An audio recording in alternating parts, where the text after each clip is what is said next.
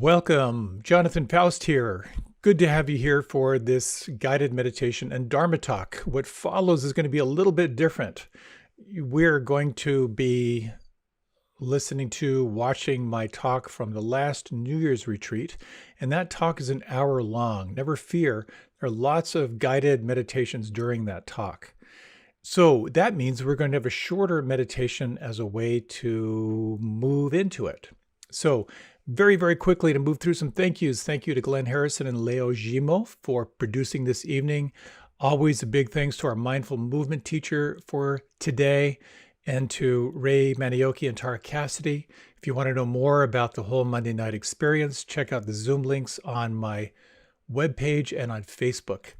Mindful Movement is at 6:30, Mindful Dialogue at 8:50, right after this talk. Thank you to the Insight Meditation Community of Washington, to the Unitarian Universalist Church of Arlington.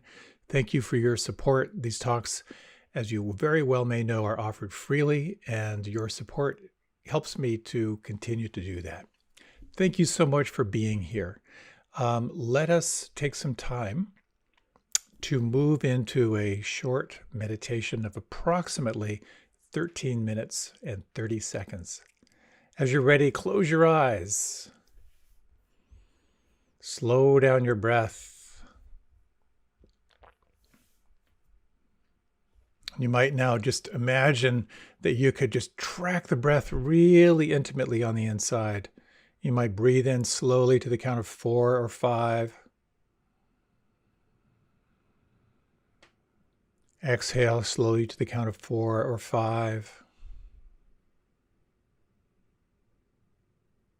And over this next minute or so, let all of your attention come to matching the length of the in-breath with the length of the out-breath.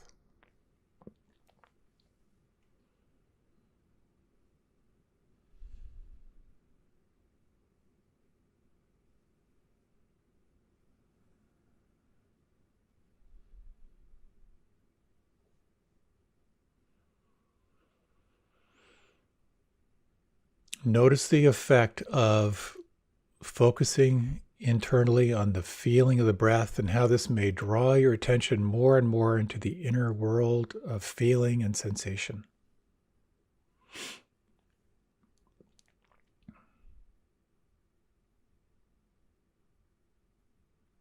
And as you're ready, in your own time, let control of the breath fall away. Open now to observation of the breath.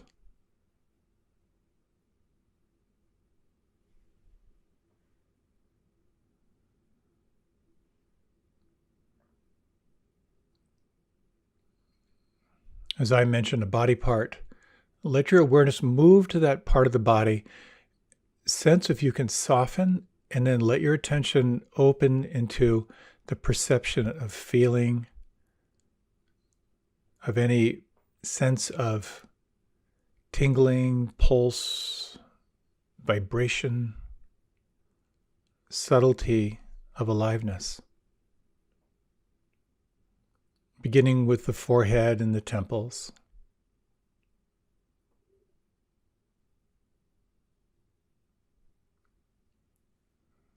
The muscles of the face.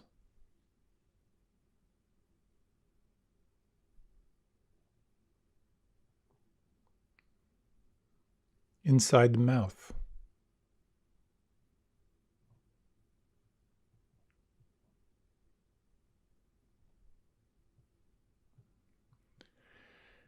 The back of the head and the base of the skull.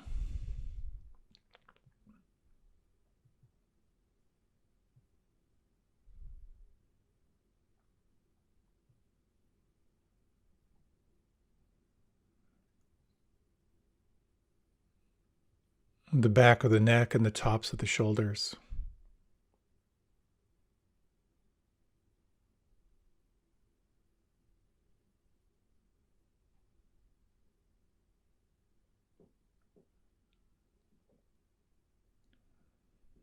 The length of the arms and the volume of the palms, fingers, and thumbs.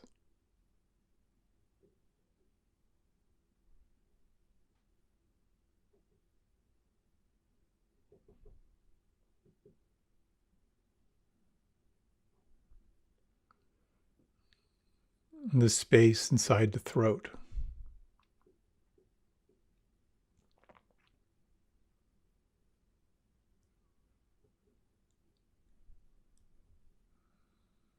The space inside the lungs.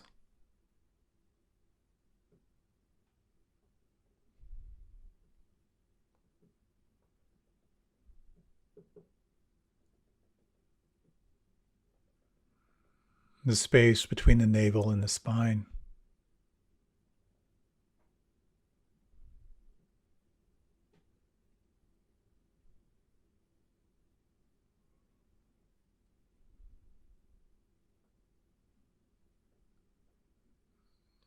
The space between the hip joints.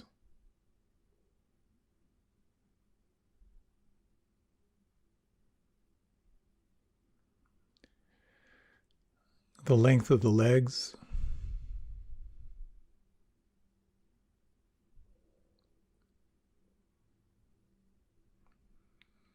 The soles of the feet and the heels.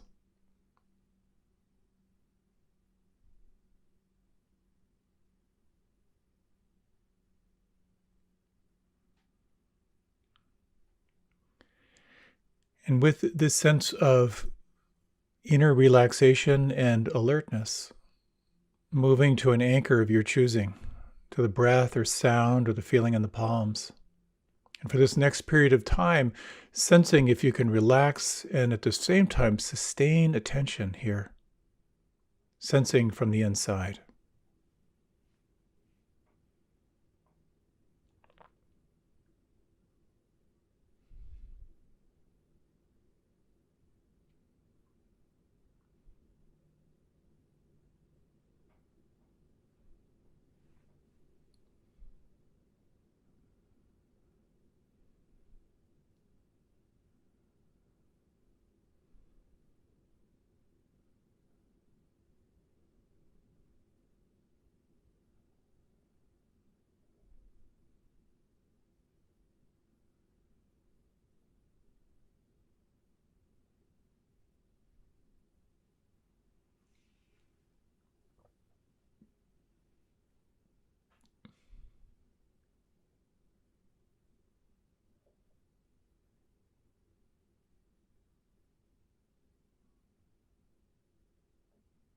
At any point, you can begin again.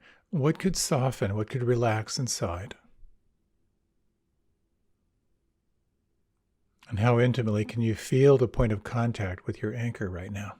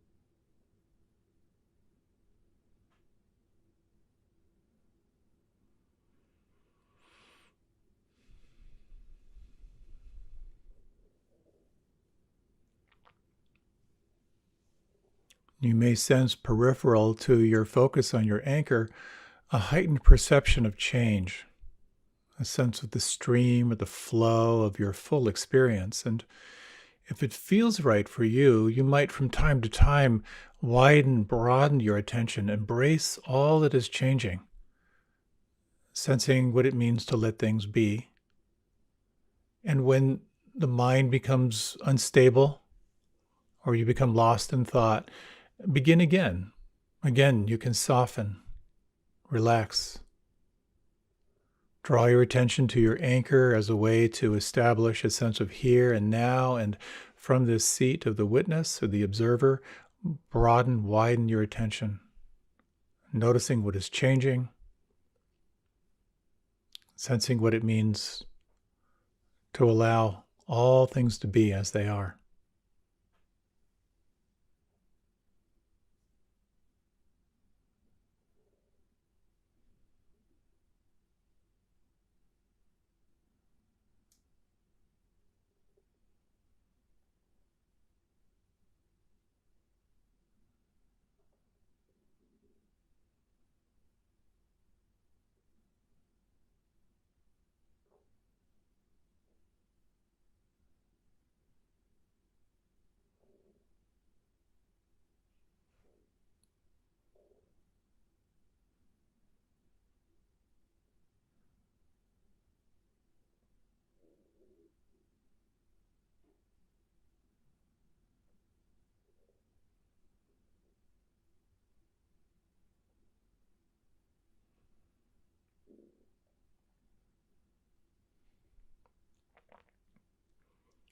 What could relax? What could soften inside right now?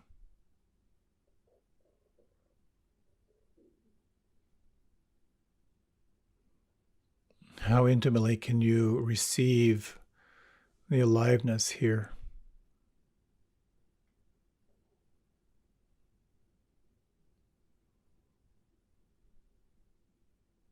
Can you sense who you are as the observer, awake to all that is changing and allowing your experience to unfold, allowing and spacious?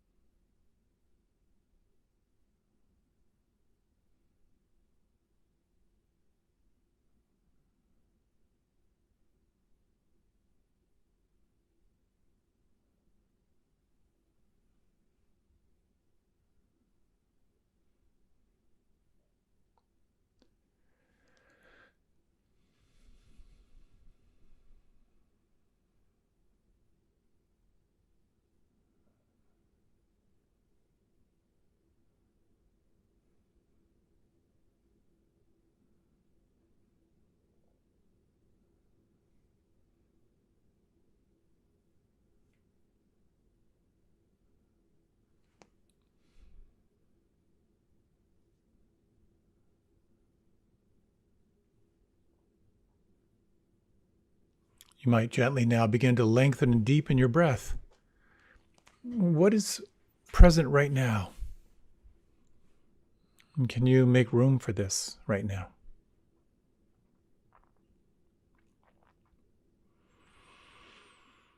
In your own time, you might let your head drift a little bit to the left and to the right. Let your body move any way that feels good for you.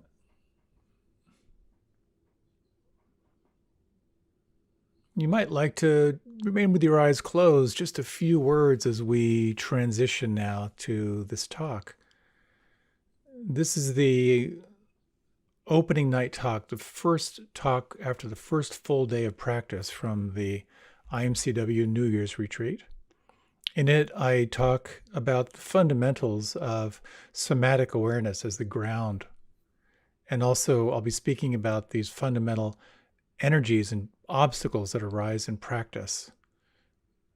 This is all offered as part of arriving and settling into a full week of intensive practice. I hope you enjoy the following talk. I hope you find it to be helpful. And many, many blessings in your practice and beyond.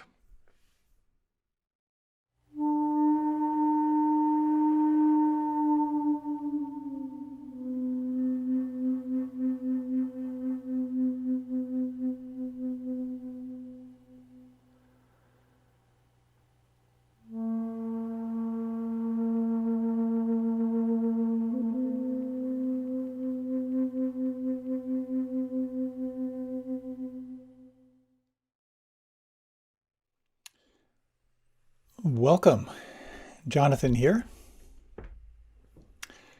Day one is drawing to a close, and I'm happy to share with you for the next little while.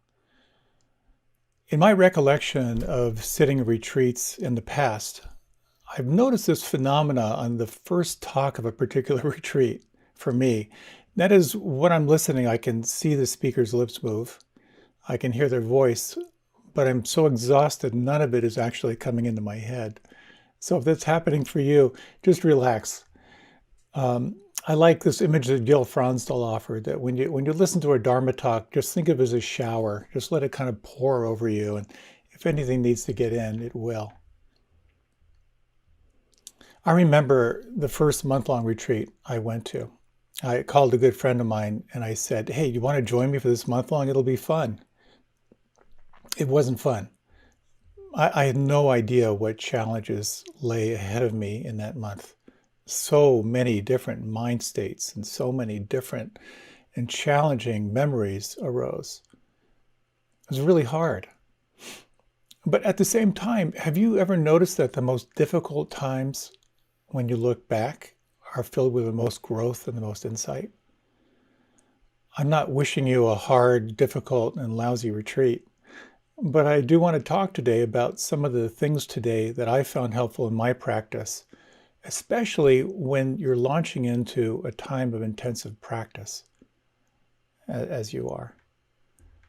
I have grown so much through my practice, and a lot of it has come from simply, I don't know where, having the courage to stay present, to keep calling on resources that help me to be with what's there.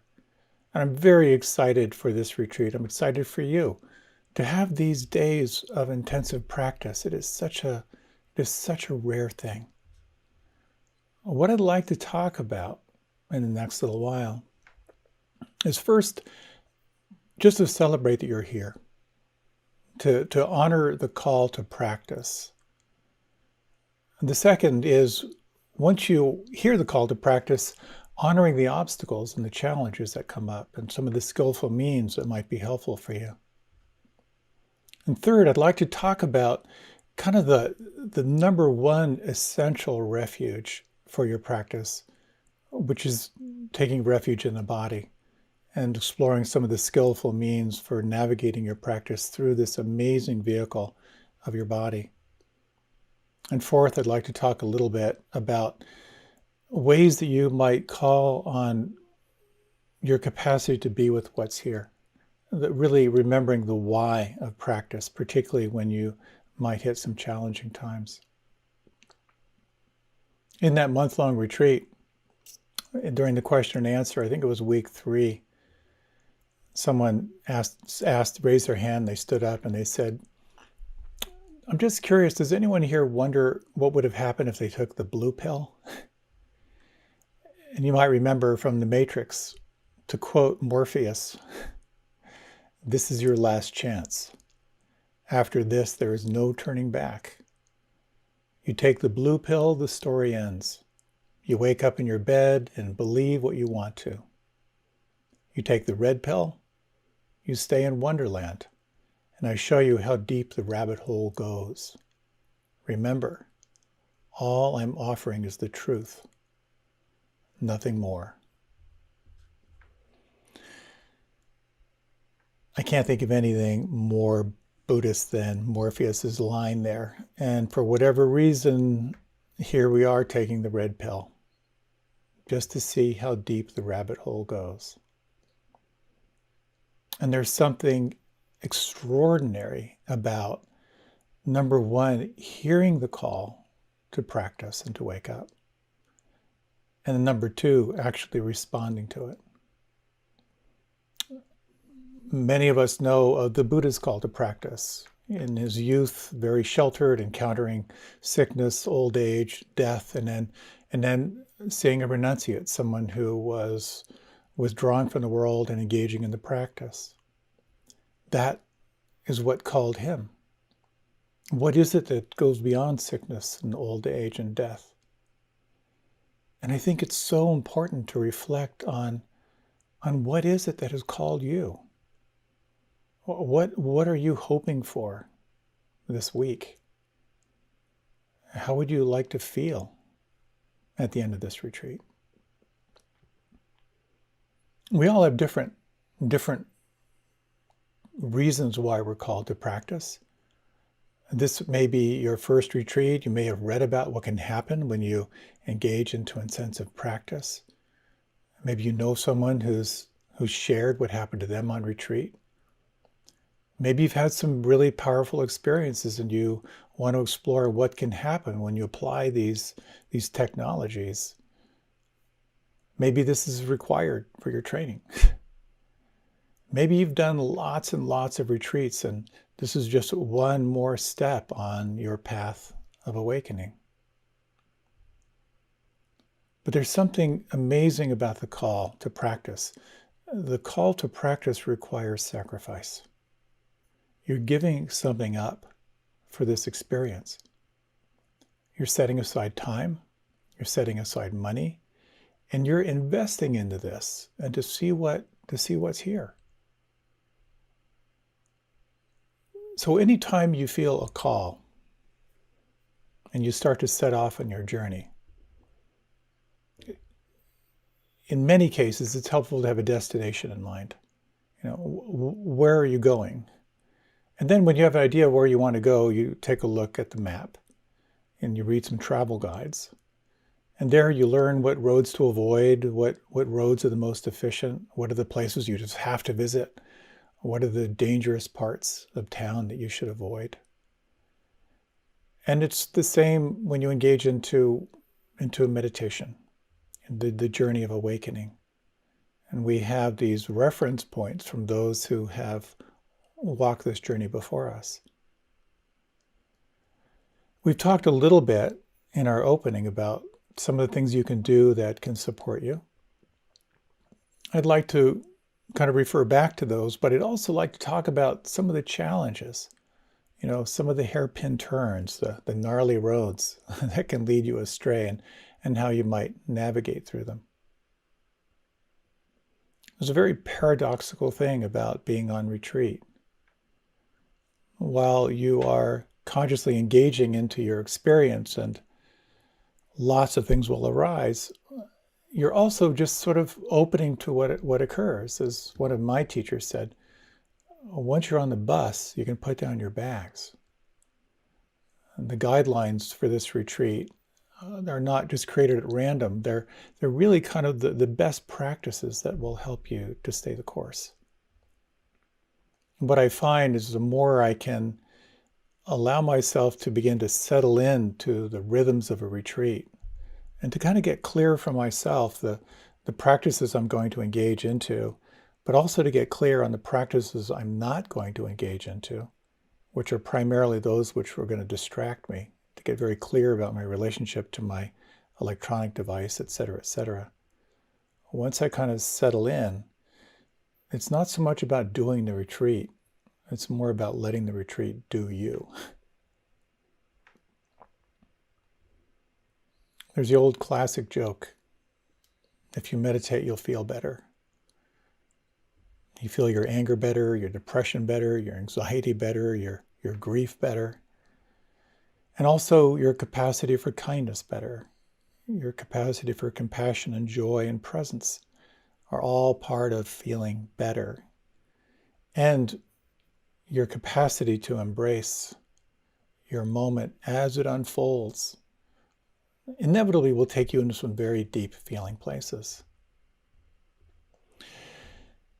So once you set off on your journey, inevitably you start encountering some challenges as part of this metaphor of the hero's journey.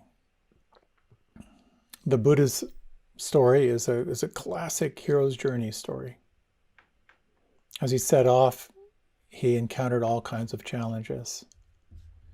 And kind of in this sort of mythological approach, Odysseus was a legendary hero in Greek mythology. He's sort of the main protagonist in the Odyssey.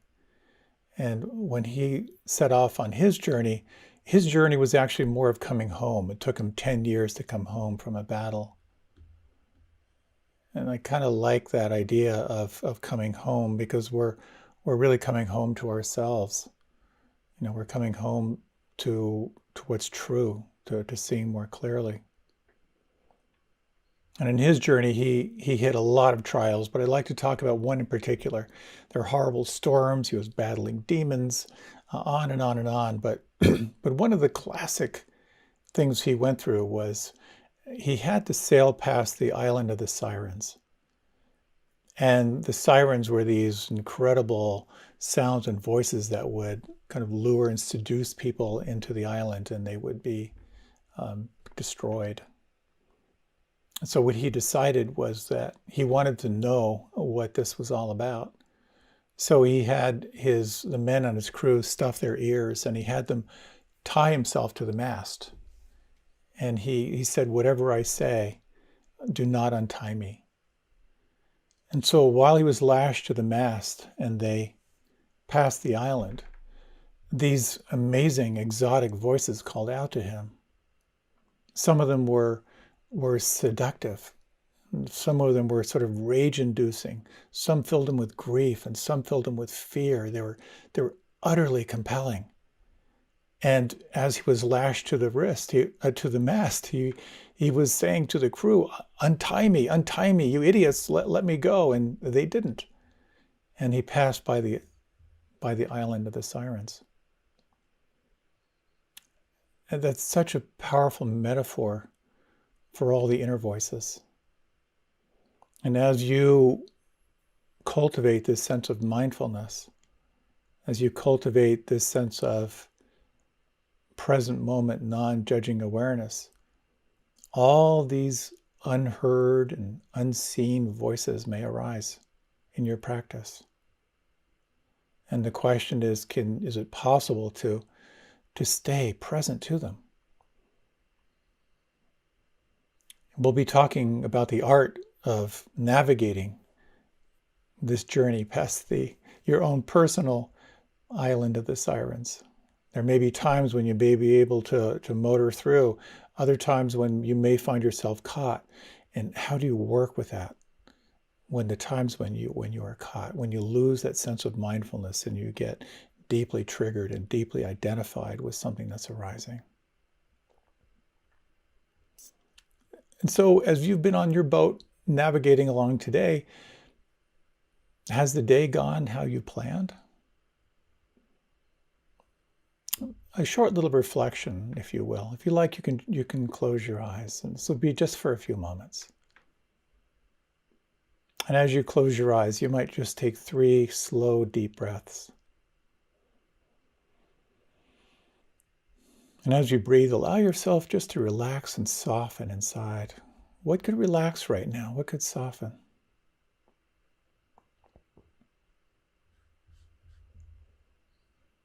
When you think back on this day of practice, was there anything today that surprised you?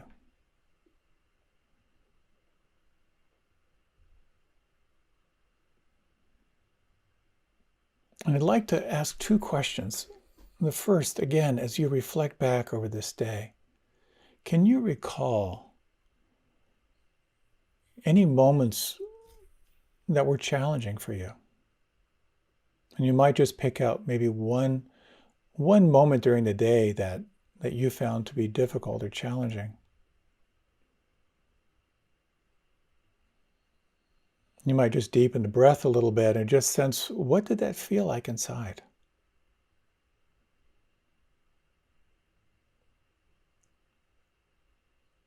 Is there a sense of how it shifted, if it shifted indeed?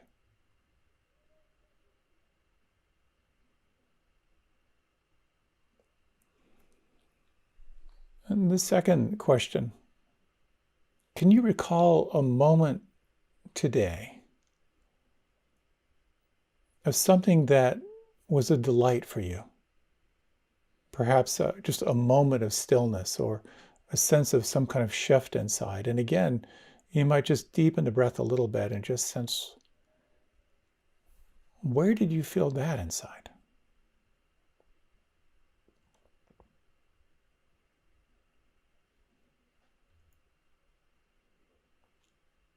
And you might just sense for a moment, if you can recall, anywhere you felt contraction, any sense of tightening, any moments of expansion.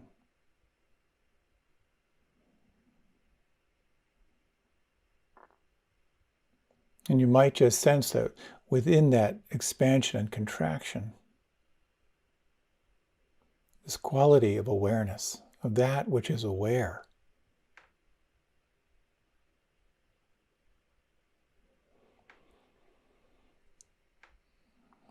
And if you like, you can deepen your breath.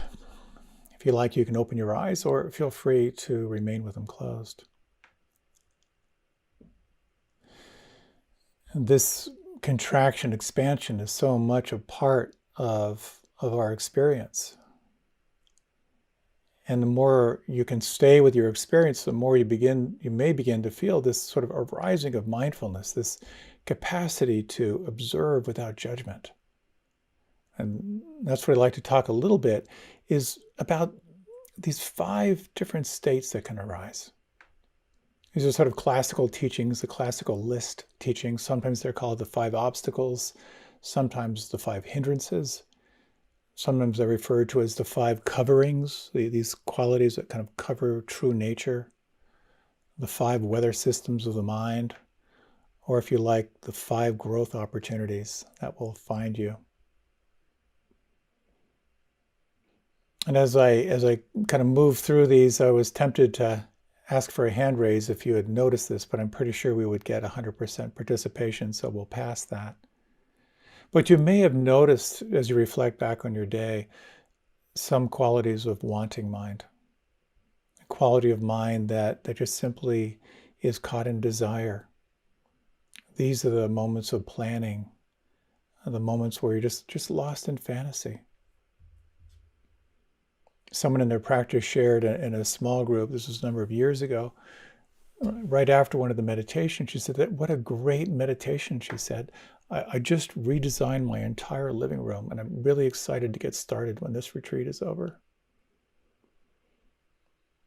And you may notice how when your mind naturally goes into desire, planning, fantasy, it is utterly disassociated from the body. And the more I notice just how my mind gets lost in planning and fantasy, it's quite humbling just to realize how unfiltered the mind can be and how shameless the mind can be. So there's that desire of like reaching, wanting quality of mind, which is sort of balanced by the other extreme, which is the mind that gets caught in that weather system of judgment and aversion.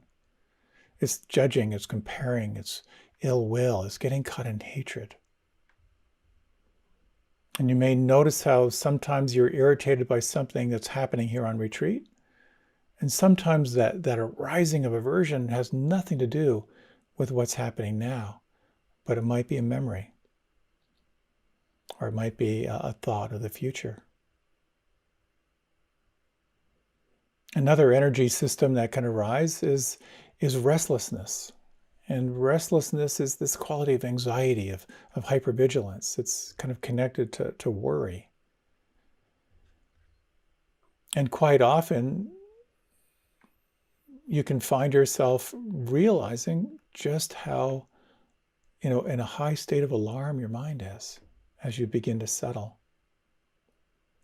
Of course, this goes against nature. The basic rule of the jungle is if you close your eyes for too long, you'll be someone's breakfast. And there's a process of settling that can occur when you recognize how your mind may be caught in hypervigilance or jumpiness. The opposite of that restless mind is the sloth and torpor mind. It's the heaviness, the sleepiness, and the density that can occur. And inevitably for particularly the first few days of retreat, sloth and torpor, that heaviness and sleepiness it's a big part of our experience. And I was just sharing in a small group how I found that when I'm really caught in that sleepy swamp, it can be really helpful to ask yourself, is this sleepiness biological? Or is this kind of psycho-emotional? And what I find is if I really listen, I can get a pretty good distinction. And chances are it might be biological. If you are at all depleted or exhausted or overstimulated, when you take that external stimulation away, you may find yourself really, really exhausted. And so it can be very skillful to respond to that in a wholesome way, to take some extra time for rest. And you may find that as you respond to the biological fatigue, over time you'll begin to find yourself feeling a little more alive. Your empty cup may begin to fill. We'll talk a little more about kind of balancing, how to balance that. So this weather system of desire can just absolutely take over. The weather system of aversion can just completely hijack the mind. The restless mind feels out of control. The sloth and torpor mind is there's just no way to stimulate it when it's exhausted. And the fourth weather system is doubt. Those are the moments of doubting yourself, doubting your choices. It's very tied into the ruthless critic. You may have had thoughts, there's no way I'm going to make it through this week. Or maybe you've had a moment in meditation where you take a peek at the screen and everyone looks so serene and you're convinced that you're the only one who's struggling and doing it wrong. And doubt can be an absolute crippler. But there is some good news here. And the good news is there are only 5 of these states. The bad news is that they can infiltrate in really, really sneaky ways. And one way I like to think of these is this, one of the translations of this is the word covering. That when you're in one of these states and you're identified with it, it's like how the clouds have obscured the sun. It's impossible to see the sun. The sun is always shining, but along the way, these states come and go, like weather systems. So the good news is that you can actually wake up inside these states. It's possible to recognize what's happening. An example. Many, many years ago, when I was living in West Africa, I was studying French as part of my preparation for teaching in the university. And I was struggling with it. I had spoken some before, but really, really working with it and just challenged, how just being totally immersed in the language. And where I lived was right near some of the federal buildings. And I had a big house and lots of travelers came through and I kind of freely shared my house. And the only thing I cared about in the whole world materially was my boombox. And I had a bunch of cassette tapes that people had given me. Now, some of you may not know what a cassette tape is, but it was a way of playing music. And someone who was visiting me, and the key was just kept the key outside, was some local guys came back and opened the house, and these guys saw where the key was, and they stole my boombox. And these 2 guys had the audacity to come back to my house and offer to sell my boombox back to me. It was one of the few times when I actually kind of saw red. I was so angry. And I just started tearing into these guys in French, just absolutely infuriated. And as I'm like ripping along, I suddenly had this thought: you are speaking the best French you've ever spoken. And then suddenly I just broke into a smile and started laughing, and then of course tried to cover it up to keep the tough thing going. But I like that story because I was so identified with the anger, and then somehow I became aware of the anger. And this becomes a gigantic difference in practice. It's the difference between being angry and being with your anger. It's the difference between being sad and being with your sadness. We speak sometimes of this concept of the witness, of this capacity to observe without judgment. And this becomes a very powerful part of practice. As you again and again re-arrive in your experience, as you more and more over time begin to cultivate this sense of mindfulness, of your capacity to observe without judgment, moment to moment, a couple things will start to arise for you. One is your capacity to recognize what's happening as it's happening. As you become less and less distracted and more present that you can actually feel your in-breath as you're breathing in and feel the out-breath as you're breathing out. But it's not just recognizing what's happening as it's happening. You'll also begin to recognize your relationship to what's happening. That you will have the capacity to observe the attitude in your mind. You will start to become more aware of the arising of pleasant and unpleasant and neutral phenomena and see how your whole organism responds to it. You'll become more and more aware of your habitual ways of reacting, and in that, perhaps, begin to see how you can begin to respond to life rather than react to life. This is kind of the miracle of mindfulness.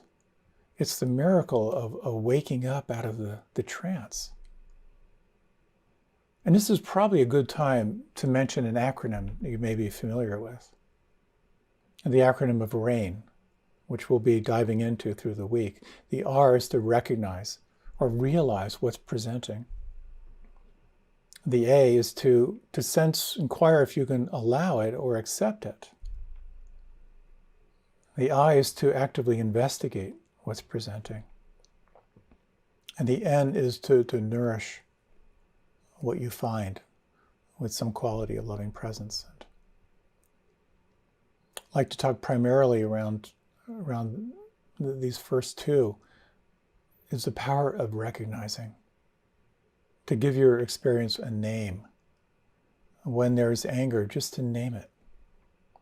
When there's restlessness, just to name it, restless. And what happens in the process of naming is as soon as you name it, you create a little bit of space between it and you.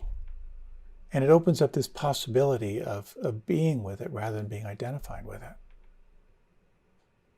And inevitably, as you begin to settle more and more, and everything between you and feeling free starts to arise, to be greeted, everything unseen, unfelt, finds its way into the light of awareness.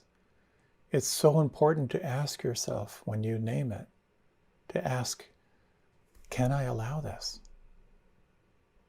Is it okay to make room for this? And it's important to point out here, and we'll certainly reinforce this week, that when you ask that question, for example, if grief may arise, that spontaneous rogue wave of grief comes to pass through, and you ask yourself, can I be with this? It's important to listen deeply and listen into the body. You may get a felt sense from the body that says, yeah, I can be with this. Or you might get a felt sense saying, not now.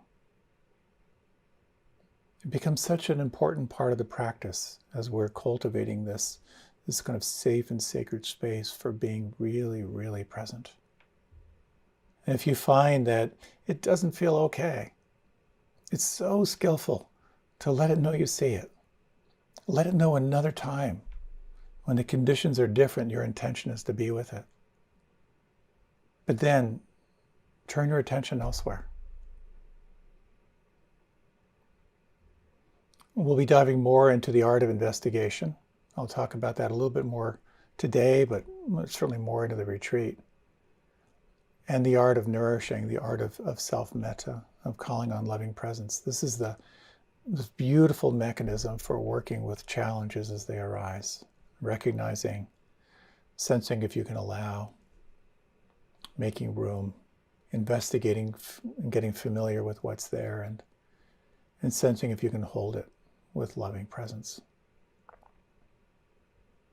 Inevitably what occurs is another metaphor that goes back to the hero's journey.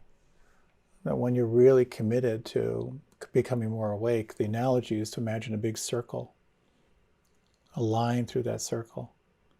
Above the line is everything you're aware of.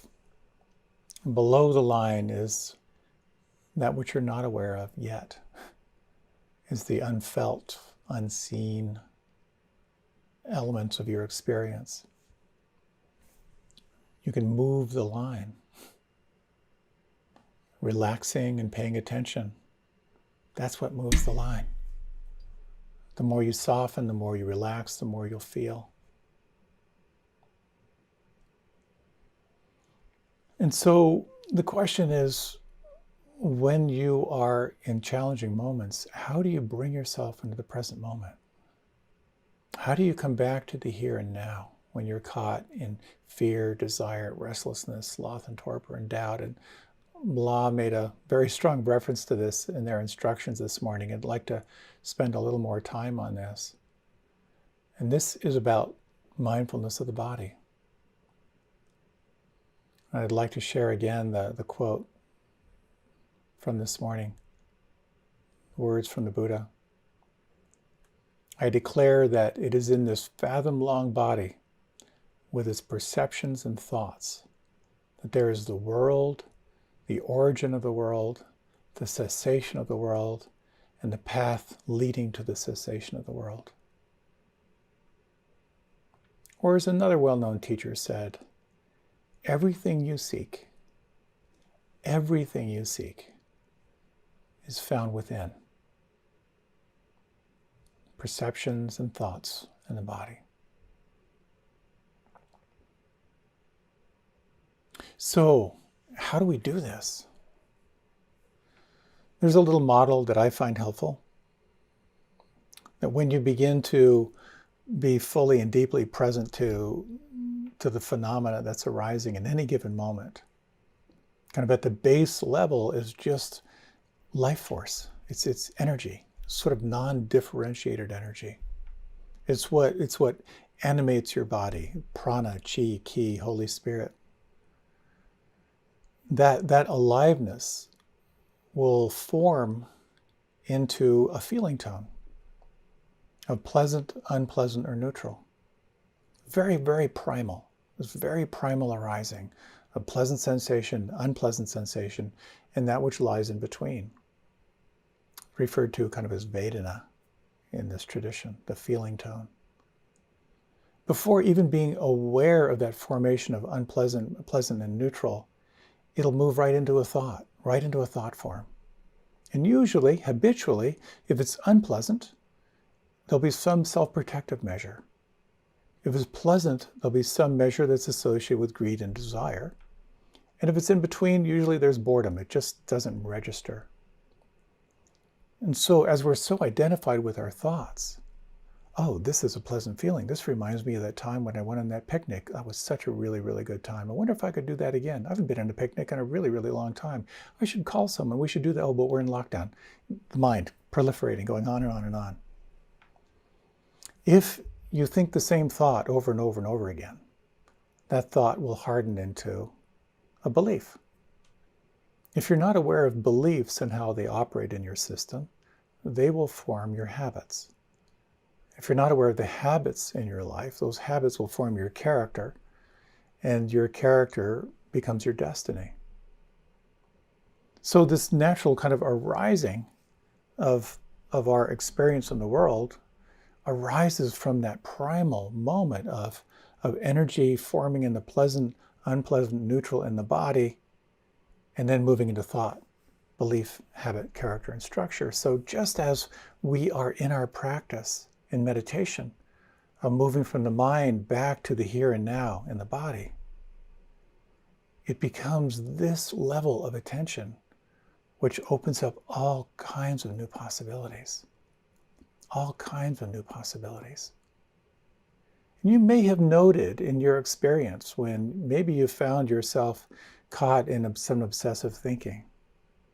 And when you stop to sort of recognize that obsessive thinking, just a little example, as someone was sharing earlier, how they just kept thinking about this relationship that was really, really troubling them, where they had felt hurt and they never got closure on it. They began to recognize that, wow, I'm just thinking about this. Could I get a little bit more familiar with it? And they recognized, well, there's actually some emotion here. Now, an emotion, you could say, is a label from the mind with a sensation from the body. And as I began to kind of sense wow, there's some real anger here. Then the inquiry was, can I locate that? And she noticed that there was a clench around the heart, that there was a kind of an elevated blood pressure. And she recognized that just by seeing where it lived on the inside, something began to shift. And this is a little bit of what I'd like to talk about with the remaining time I have. It's a classic phrase, your issues are in your tissues. That anything you feel on an emotional level has a resonance in the body. It lives inside. And if you find yourself caught in obsessive thinking, or when the mind's really fixated, inevitably you may find that there's an emotion attached to that, which you also may be able to track back into the body. You are a mind-body matrix. What exists in the mind exists in the body. So I'd like to read you some pieces here. This piece was written by, it was on the internet, so first of all, we know it's true. And the story is, this was written by a doctor of Chinese medicine that speaks so beautifully about what lies in the body. And I'd like to recommend that you close your eyes while I read this. And just imagine that the words that I'm reading are kind of coming from within. There's a phrase which you may be familiar with called the felt sense. And the felt sense is how your body holds an experience. And when you're experiencing grief, there's a felt sense of grief when you begin to turn your attention to how that lives on the inside. So if you like, you can close your eyes. And as we're exploring being present in the body, you might just take a moment and sense, is there anything that could soften right now? Could you relax your tongue? Could you soften the backs of your hands?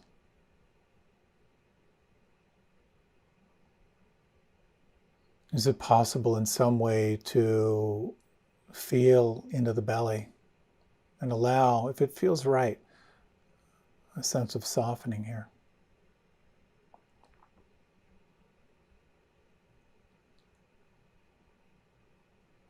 You might take a moment just to allow your awareness to open to the senses, the sounds around you, the air touching your skin.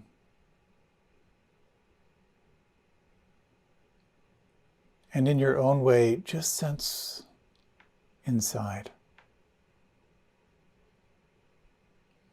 And allow these words just to flow through as the voice of this felt sense inside.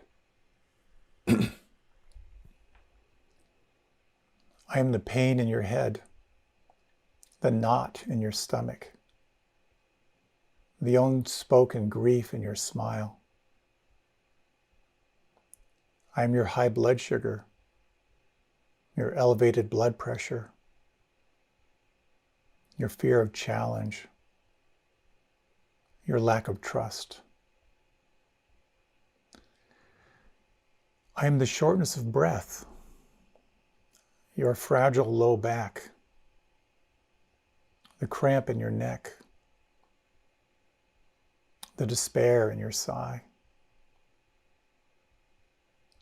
I am where you hurt, the fear that persists, your sadness of dreams unfulfilled. I am your symptoms, the causes of your concern, the signs of imbalance, your condition of dis-ease. You tend to disown me, suppress me, ignore me, inflate me, coddle me, condemn me. I'm not coming forth for myself, as I am not separate from all that is you. I come for your attention. to enjoying your embrace so I can reveal my secrets. I have only your best interests at heart as I seek health and wholeness by simply announcing myself. Usually you want me to go away immediately, to disappear, to slink back into obscurity. You mostly are irritated or frightened, many times shocked by my arrival.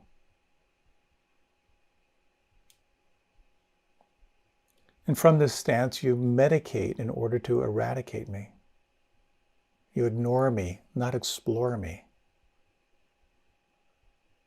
And so I implore you, I'm a messenger with good news, as disturbing as I can be at times. I am wanting to guide you back to those tender places in yourself. A place where you can hold yourself with compassion and honesty. If you look beyond my appearance, you may find that I am a voice from your soul.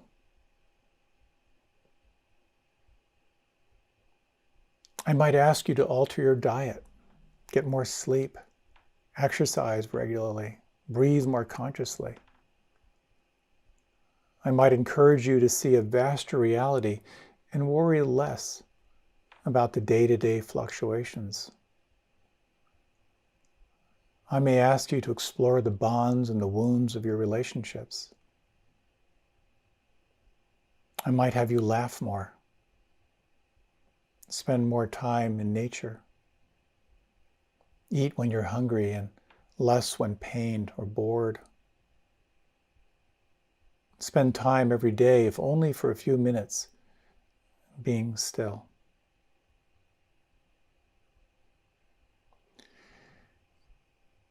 You are a being so vast, so complex, with amazing capacities for self-regulation and healing.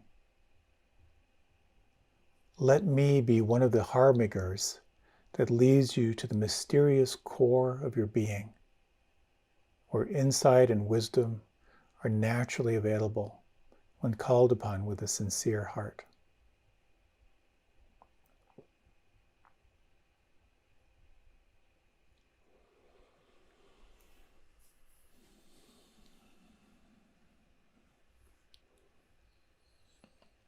If you like, you might deepen your breath. Or if you like, you can remain with your eyes closed. This possibility that your issues are indeed in your tissues, that the more you relax, the more you can feel. The more you can feel, the more you can sense what is arising and how it wants you to be with it. This is the magic of practice.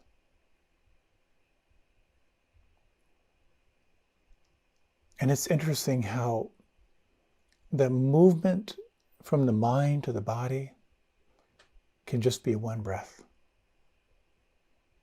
And you might, if you like, just take a moment and again, close your eyes if they were open. And if you would, let your awareness flow down your right arm and flood into the right hand.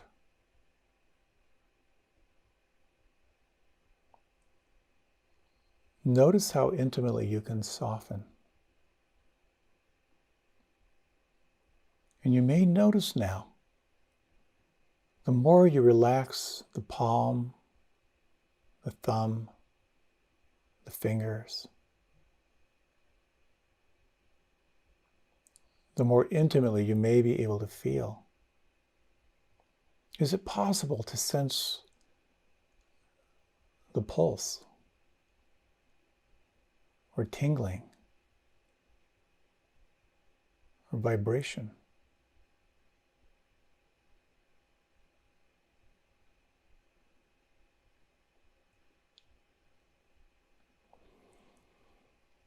I love this sense of practice as thinking of it in terms of receiving the moment directly through sensations.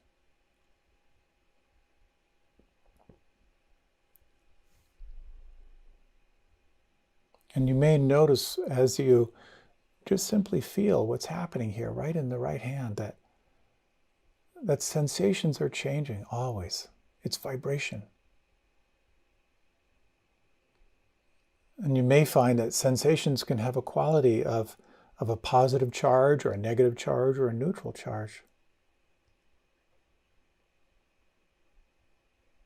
And you may find another quality that the sensations in your right hand right now are happening without you having to do anything.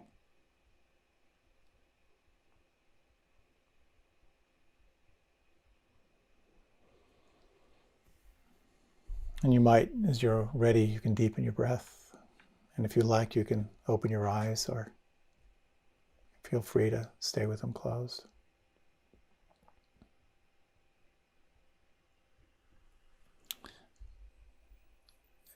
As you, in your practice, again and again, relax and soften and be awake to what is arising in the here and now in the body. There are three things just simply to note. To note first how sensations are constantly changing. This characteristic of impermanence becomes immediately clear. The second characteristic you may notice is that there is some quality of mind that is reacting all the time to sensation. Anything subtly pleasant will call for a leaning in, a grasping. Anything unpleasant will, again, tends to invoke a reactivity around pushing away or self-protection. And when there's not a lot going on, you'll notice the mind is very hard to stay present.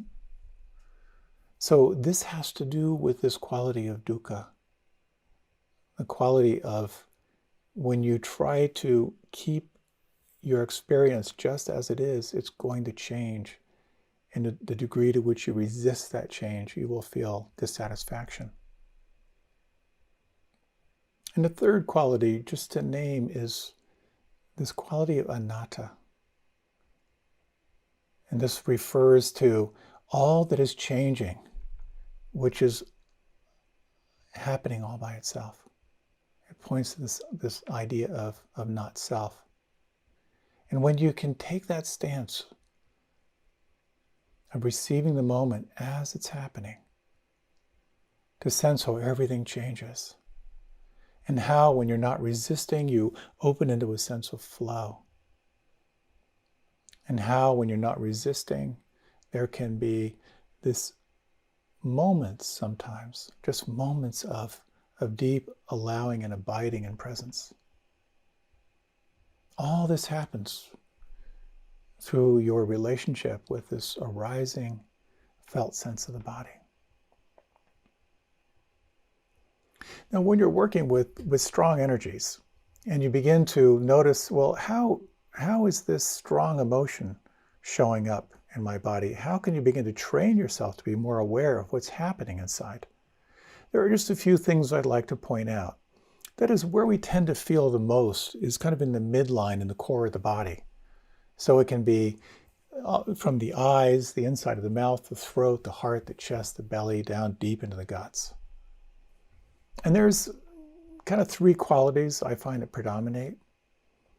That this felt sense of the body as you tune in, that one quality you'll notice will be very strong. You can't miss it. And that's the lump in your throat. That's the ache in your heart. That's that sick, twisted feeling in your guts, like something horrible is going to happen. It's just the burning around your eyes, like your eyes are about to tear up. You can't miss it. Another quality, as you train your attention to simply relax and rest and be in this arising of sensation, is that felt sense feeling. It'll either flicker or it'll be like a wave. It's there, and then you can't find it. Like, wow, that deep wave of dread kind of felt like grief. Well, I can't find it now. It just passes through.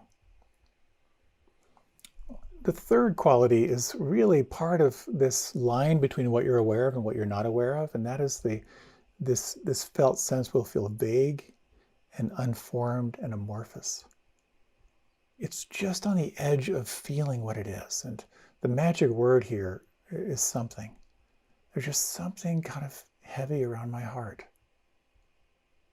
Or there's something here in my belly that feels like a fist. And again, as we come back to this practice of rain, recognize it, just name it. Ask really deeply if it's okay to be with it. Sometimes your body will say, not now. And if you elect to really explore it and investigate it, just sense what it's like to get more familiar with it. Sense if you can call on loving presence.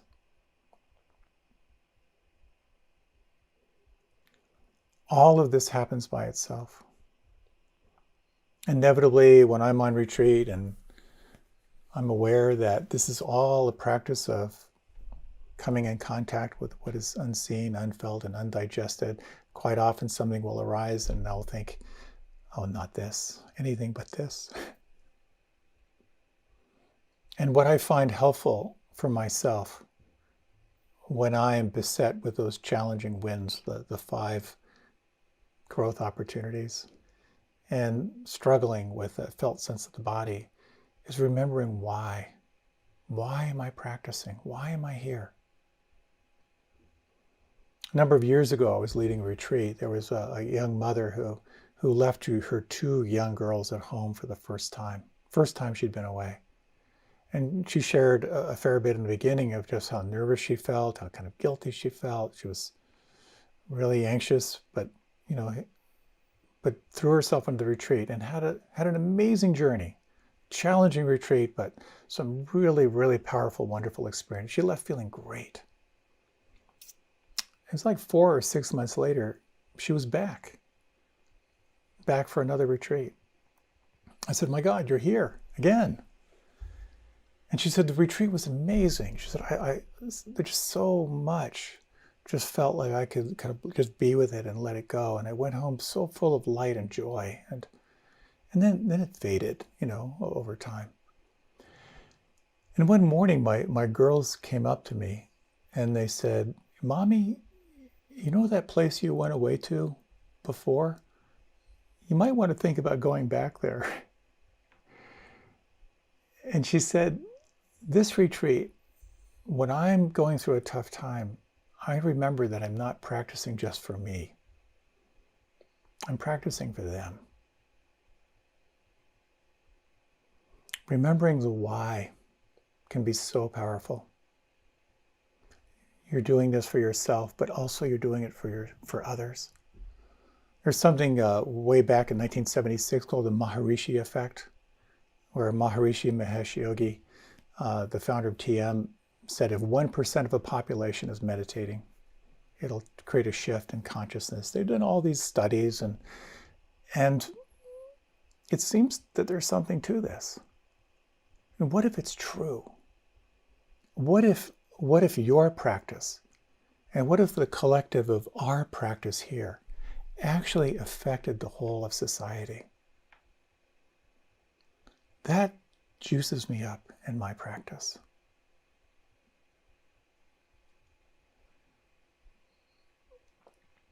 As you take this time to befriend your body,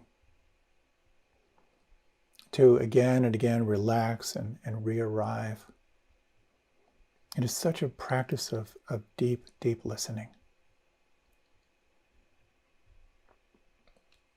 There's a story of a student who went to his meditation teacher, said, I just want you to know I quit. And the teacher said, oh, I'd like to know why. And the student said, well, your instructions are all over the place. I'm listening to you give advice to people.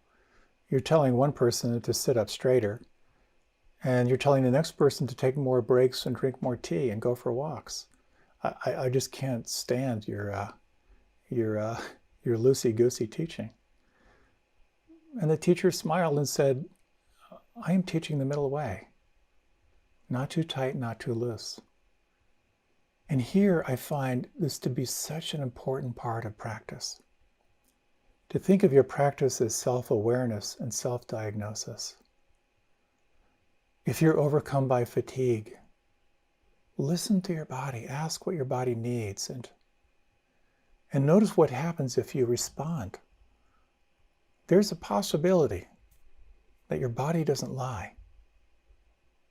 Take that time for extra rest, and you may find that if you give yourself deeply to the call for rest, you may begin to feel an aliveness inside that begins to emerge over time.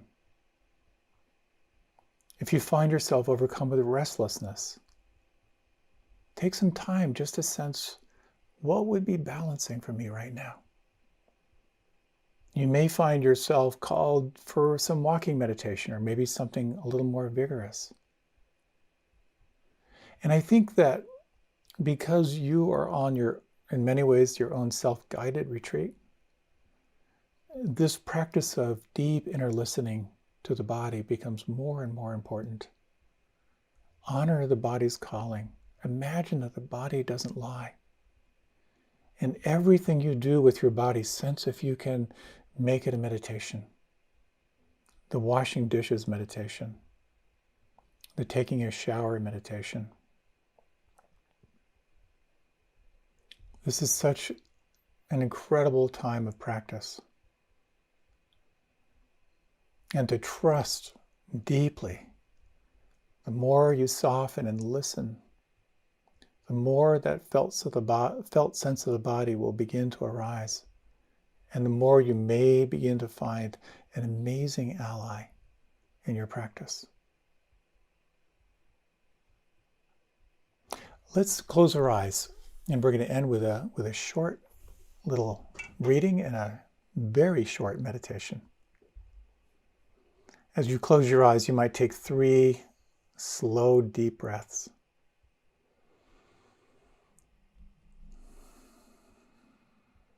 What could soften right now? What could relax?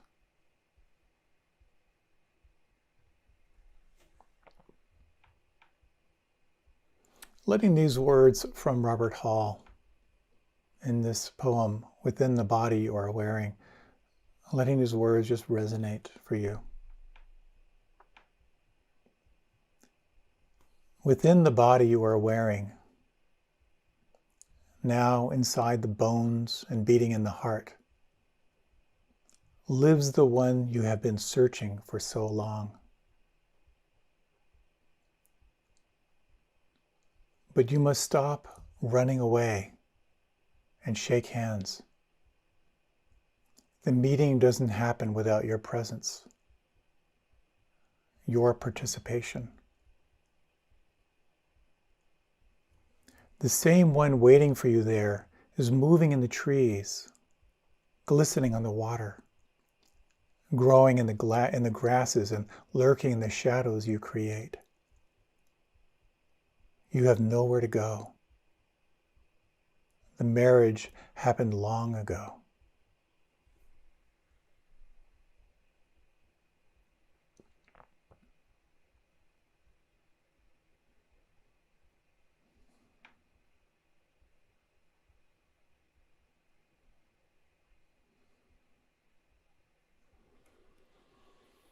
And as you're ready, you might gently deepen the breath. Take a moment to listen inside and ask how your body might like you to move, and take a moment to stretch and move in any way that feels good for you.